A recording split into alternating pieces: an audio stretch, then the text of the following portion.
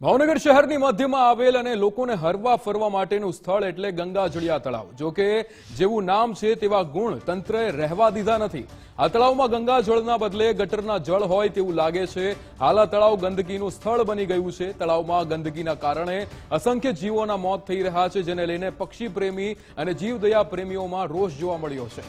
મહાનગરપાલિકા દ્વારા 14 કરોડના વધારાના ખર્ચે ગંગાજળિયા તળાવનું બ્યુટિફિકેશન કરવામાં આવ્યું હતું। લોકો તળાવના બગીચામાં હરી ફરી શકે તે માટે કરોડો રૂપિયા ખર્ચ કરી તળાવનું બ્યુટિફિકેશન કરાયું।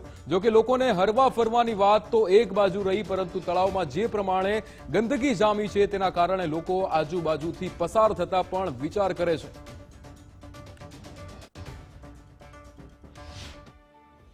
રૂપિયા ગંગાજળિયા તળાવ પાછળ વાપર્યા છે।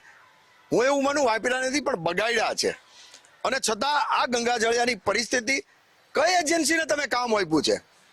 સફાઈ મેન્ટેનન્સ કામ કરવાનું કોઈને જવાબદારી હોપી છે? અને હોપી હોય તો શું કરે છે? આ 2 વર્ષથી હું એવું માનું આ ગંગાજળિયા તળાવમાં કોઈ પણ ગંદકી દૂર થઈ નથી। તો એજન્સી કરે છે કે એના પૈસા કોને આપવામાં આવે છે? મને સ્પષ્ટપણે દેખાય છે કે જે એજન્સી છે એ ભારતીય જનતા પાર્ટીના આગેવાન હશે, એ સ્પષ્ટપણે દેખાય। ભાવનગર મહાનગરપાલિકા દ્વારા કોન્ટ્રાક્ટર શ્રી મારફત કરાવવામાં આવે છે અને રેગ્યુલર સફાઈ કરીએ છીએ, પણ જે પબ્લિક છે, જાહેર જનતા, એમણે પણ થોડી પેલી રાખી અને કચરો અંદર ન ફેંકવો જોઈએ। કારણ કે જે પબ્લિક કચરો ફેંકે છે એનાથી માછલીઓના મોત પણ થાય છે અને પાણી ગંદુ થવાને કારણે તેમાં વેલ પણ ઉગી આવે છે। મહારાજા કૃષ્ણકુમારસિંહજીએ આપેલી અમૂલ્ય ભેટ એટલે ભાવનગર શહેરની મધ્યમાં આવેલ ગંગાજળિયા તળાવ, પરંતુ આ ગંગાજળિયા તળાવ ગૌરવ વધારવાના બદલે ચોક્કસથી સીધા દ્રશ્યો બતાડવાના પ્રયત્નો કરી રહ્યા છીએ। જોઈ શકાય છે કે આ સ્થિતિ અહીંયા નિર્માણ પામી છે।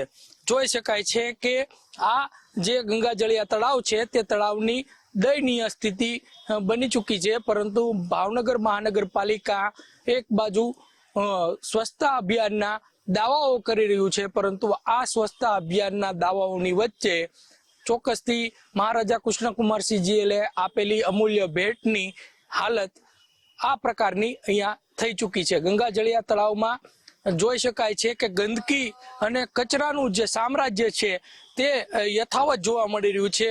અંદર ગંદકી અત્યંત જોવા મળી રહી છે, પરંતુ આની સાફ સફાઈ માટે મહાનગરપાલિકા તંત્ર કોઈ પણ પ્રકારની તસ્તી છે તે નથી લેતી।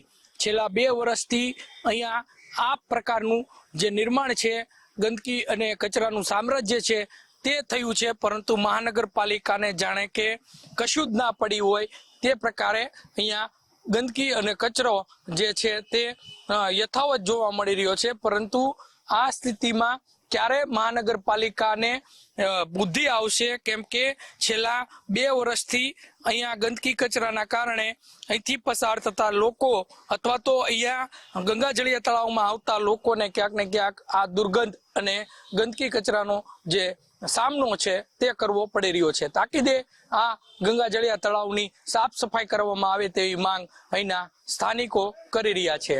કેમેરા પર્સન તુષાર કામળિયાની સાથે કુણાલ બારડ, ગુજરાત ફર્સ્ટ, ભાવનગર।